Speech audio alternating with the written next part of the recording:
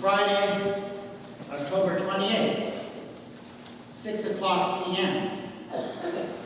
In the year 4004 BC, God created human beings.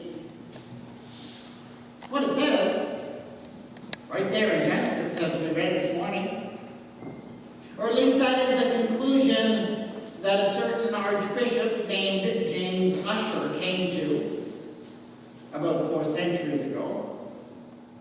And he came to that conclusion by making a number of very simple calculations. See, all he had to do was read the Bible, read it very carefully, paying close attention to all of the stories of how long people lived, and how old they were when they had their children, and so on, and how many generations there were. And then he had to just write that down and calculate. Calculate all the numbers of the generations all the way back to the time of Jesus, back to his ancestor David, on through Abraham, and all the way back to Adam. And when Ussher had added up all those numbers, he came to an unmistakable conclusion that the beginning of history could be traced back to approximately 5,600 years before his own time. It seemed obvious. Of course, when James Ussher made his calculations, he really didn't have any reason to think that the earth wasn't only a few thousand years old. But since that time, in the preceding 4 centuries, our understanding of this earth, how old it is, how long people like us have been living here, has actually exploded. And today, if we wanted to figure out exactly how old the earth was, or how long people like us have been living on it, we probably wouldn't go and ask a member of the clergy like Archbishop Ussher. Who would we ask? We would go ask geologists and anthropologists. We would go ask archaeologists and historians. And they would tell us that the earth is a whole lot older than a few thousand years. And so it seems that we today are faced with a choice, a decision that maybe Ussher didn't really have to worry about. It seems that we have to choose. Which one are we going to believe? Are we going to believe the answers given to us in the simple meaning of the text of the Bible, or are we going to choose to believe the conclusions given to us by science? But it seems like it's got to be one or the other. At least that is how some people see it. I don't. But I'm sure I'm not the only one. And I am quite happy to affirm, on the one hand, that yes, the Bible is true. The story that is told to us in Genesis of the creation of the world is true. And yet at the same time, I really don't have much trouble accepting the conclusions that have been given to us by science about things like the age of the earth and where species of animals and ourselves came from. And I don't necessarily see that as a contradiction, because I understand that both the Bible and science are there to speak truth to us. But they speak that truth differently, in different terms and in different ways. And so science seeks to pass on its truth through things like facts and numbers and calculations and hypotheses. Well, the Bible seeks to pass on its truth through things like stories and poetry and praise. And that you always have to keep in mind. And of course, the kinds of truth that each seeks to proclaim is also different. And so if you really wanted to understand how long human beings, for example, have lived on this earth, you would turn to things like anthropological studies. And those studies would lead to you to some sort of date, plus or minus a few 100,000 years, but some date for the beginning of human occupation on this earth.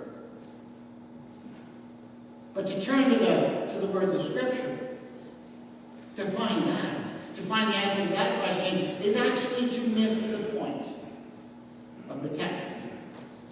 Because when the ancient Hebrews told this story to one another, they were trying to speak the truth. But they were trying to get at a truth that was more fundamental than that, more essential to their day-to-day life. They told this story in order to figure out who they were, where they fit in this vast universe, and what they were put here to do. And that's what this story was really about for them. So let's ask the question. Let's look at the story and see what it has to tell us about who we are and what our place is in this universe and why we were placed here. And actually, that is a whole series of questions that causes us a number of problems in the modern world. To illustrate that, let me reflect on something that's been happening in the United States. I don't know if you pay too much attention to political developments down there in the United States as they move towards their presidential election. But even if you haven't paid very much attention at all, you may have heard of one of the candidates who has been running for the nomination for the Republican Party nomination for president. His name is Rick Santorum, and he has done fairly well up until this point by positioning himself as the conservative Christian candidate. And I say up until this point because he just dropped out of the race this past week. And it was kind of interesting to watch how Rick Santorum brought the very passage of Scripture that we read this morning into the political debate down there in the States. A couple of months ago, he was speaking to a meeting of energy company executives. And he said something very interesting. He said, "We were put on this earth as creatures of God to have dominion over the earth, to use it wisely, and to steward it wisely." And actually, as I read that, that's a pretty good summary of what it says right there in Genesis as we read this morning. He correctly understood that passage is not so much about when we were created or exactly how we were created, but it's really about why we were created, what we were created and put here to do. And he also correctly understands that purpose that we are given according to the Bible is understood in terms of rule or dominion and stewardship or management. So I think he got that much pretty much correctly based on what I read in the book of Genesis. But the interesting thing is that Santorum did not stop there. He kept going. And he felt he had to add a little bit more information. And he had to specify exactly who benefited from this rule and stewardship. And so he went on to say, but for our benefit, not for the earth's benefit. And I think that's exactly the point where we have a bit of trouble. In that passage in the book of Genesis, that sort of puts the finger on the real issue there. And I know that when Santorum said that, he was speaking to a room full of energy executives, people who know very well how to use the resources of this world for their own personal profit and benefit. And so I'm sure they nodded and they smiled, but is that really it? Is that the only way we can understand our role within this world? To think of it in terms of what we can get out of it? I think there's got to be a bit more to it than that.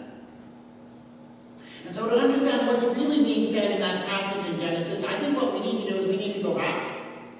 Right back to the beginning of the passage. To the beginning of all things and look at that story of creation. And understand what it's really trying to say about our place in it. Now, the creation begins, we are told, with God creating And then it says something interesting. It says the earth was a formless void, and darkness covered the face of the deep. And I want to focus in on those two words, formless void. That's an English translation of two Hebrew words. Two of my favorite Hebrew words. They are pronounced tohu bohu. So the earth was tohu bohu. And that word, you need to understand, yes, it does refer to emptiness, voidness, but it also refers to more than that. There is also in that phrase a sense of chaos, a sense of disorder. And so the emptiness is actually a reference to the emptiness of meaning. So what this passage is really saying is that when God begins creating his basic materials, the stuff that he starts with, is a disordered, meaningless mess. That's the picture of God's building materials that is given at the beginning of this chapter. And then God's act of creation is therefore to take this primeval chaos and impose some kind of order on it. And that's exactly how God's creative activity is portrayed throughout the chapter. Throughout the chapter, what God does is he creates things, and he creates them specifically in order to separate them, one from the other. And so, for example, on the first day, God creates light. But then it immediately says that he separates. He separates the light from the darkness. Keeps one on one side and one on the other. So it's not just creation, it's organization that God is doing. The second day is even more interesting because apparently on the second day, the universe looks like this. Light and dark, of course. But apart from that, there seems to be water. Water everywhere. And the Spirit of the Lord, as it says, is moving on the surface of the deep. There's water everywhere. So on the second day, what God does is he separates the water. He separates the water above, the water that's falling down from the sky as rain, from the water below, which is the sea. And he does that, it says, by creating this solid thing, which he calls the sky. So God separates the water above from the water below by creating this thing called sky. But the creative act is an act of separating one from the other. On the third day, God continues this organization and separating by creating land in order to separate, it says, the water on this side from the water on that side by putting dry land in the middle. So the picture that is given of God as he creates the universe is of him sorting things out, separating one from the other. And that is primarily what his creative act is. God continues this organization on the fourth day by creating these lights, the sun, the moon, the stars, that it says move on the surface of the sky to keep track of time and seasons. So God also organizes time and seasons. Now it's probably important to note at this point that this picture that is being drawn of the universe in that first chapter of Genesis isn't really a very accurate picture of the universe as we understand it today, is it? As modern scientific understanding people. I mean, we know today that the earth is not a flat table floating in the middle of the sea, that it is not covered over by a solid dome called the sky, and that the sun and the moon don't just simply move across the surface of that bowl. We understand that. So the point of this account is not simply to give a description of the actual construction of the universe, but of course it has to be described in terms that the primitive people who first told this story to one another understood their universe. This is how they imagined the universe, so of course this is how the story had to be told. But the point is to get across something more essential about the universe itself. Not how it's actually constructed, but of this essential nature of the universe as a place of balance, of organization, of structure. A place where different balances between light and dark, between water and land, are all essential to the nature of that universe. And so God is presented as a creator who is organizing the universe. And that work of organization continues then on the next days, or the preceding days of creation, as God creates the animals and the plants and the fish and the birds and all of these things. And it's kind of interesting because every time God creates these creatures in the succeeding days of creation, a certain phrase is repeated in the book of Genesis. That phrase is translated in our Pew Bibles as we read them this morning as each kind. But the original Hebrew phrase is a little bit closer to each according to its kind. And once you notice that that phrase is in there in the first chapter of Genesis, you begin to notice that it's repeated over and over and over again. And it's repeated as a kind of refrain. Every time God creates a living being, this phrase is repeated, each according to its kind. And it is there, I think, as a refrain. It's there to remind people that God is not just creating these creatures willy-nilly, but he has a plan. And he's creating each according to its kind, each in its category, each in its proper place, each dependent on the others. And when you understand that, and when you put that together with the idea of God constructing the universe by carefully separating and balancing the different elements, you get a picture of God the Creator in this passage. As a God who's kind of obsessed with order, obsessed with organizing things. And that's what's really essential about this passage. That God is a God who creates by balancing and organizing and setting all things in order. And that's why it doesn't matter that the description that is given in this passage doesn't really fit our modern understanding of the universe. Because it's trying to get at a more essential truth. That the truth that this world, that this earth is a place in itself, a place of beautiful and delicate balance. That is how God has designed it. A place where it matters. You know, the balance between light and dark, the balance of nutrients in the soil, the balance of gases in the air, the balances of different species, of prey and predator, of insects and animals and birds and fish alongside living together in this cycle of life, that this balance matters. That is an essential part of this account. Now, this understanding that the world is a place of beautiful and delicate balance is an understanding that we as modern people are beginning to learn. We're beginning to learn it mostly through trial and error, and honestly mostly through error. Because we have discovered as we've gone along that the things that we do in this world have a certain tendency to throw things out of balance. You know, and through introducing strange species into a new area, we can throw the entire environment out of balance by our pesticide use, by pumping gases like carbon dioxide into the atmosphere. We can upset the balance of things. And we are learning in the modern world that when we upset that balance, even just a little bit, sometimes the consequences are quite devastating.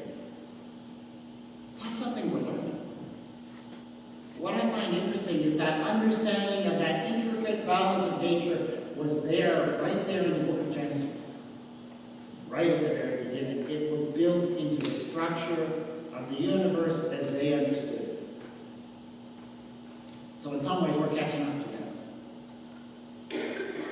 And it's in that understanding of God creating the universe as this place of amazing, beautiful balance that we need to understand what happens on the sixth day of creation. And when God looks at his newest creatures on the sixth day, and he says to them, "Fill the earth and subdue it, and have dominion over the fish of the sea, and over the birds of the air, and over every living thing that moves upon the earth."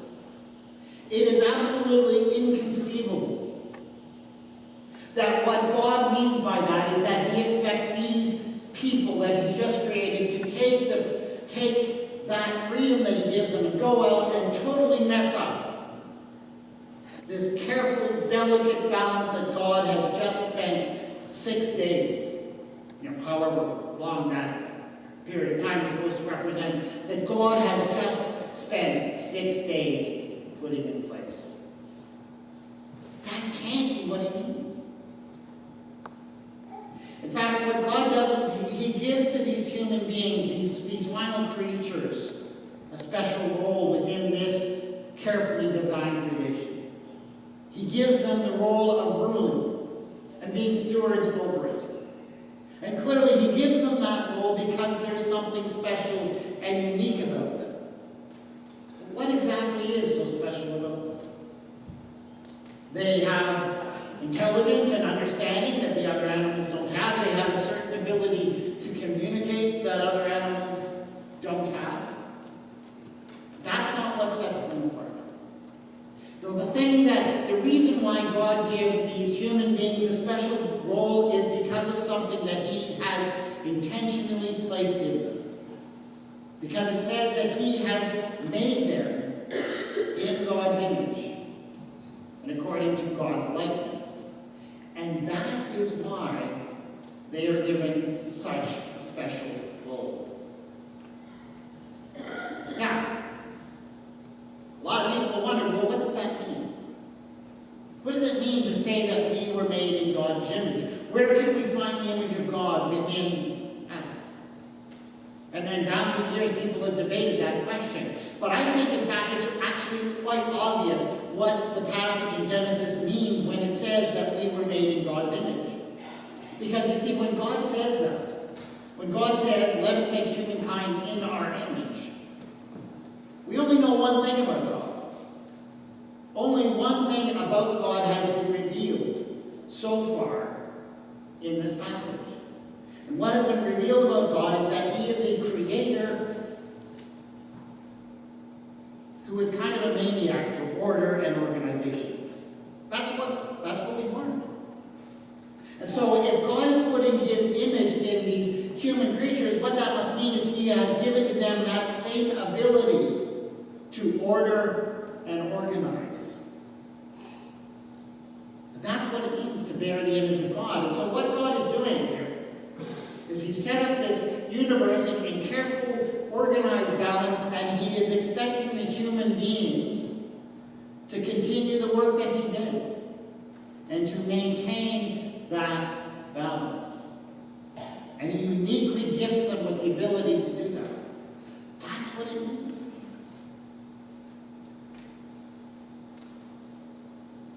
And so to look at the story of God giving us a role of being rulers and stewards in this world, and then to ask the question in order to get whatever we can out of it, is to totally miss the point of it.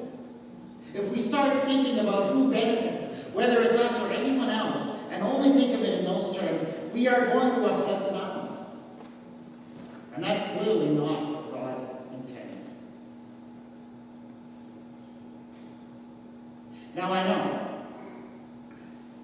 that we as human beings, we don't have a great track record, honestly, of maintaining this world as a place of beautiful and harmonious balance. We have a certain tendency and history of messing things up. And I know sometimes that makes me despair for our future on this planet.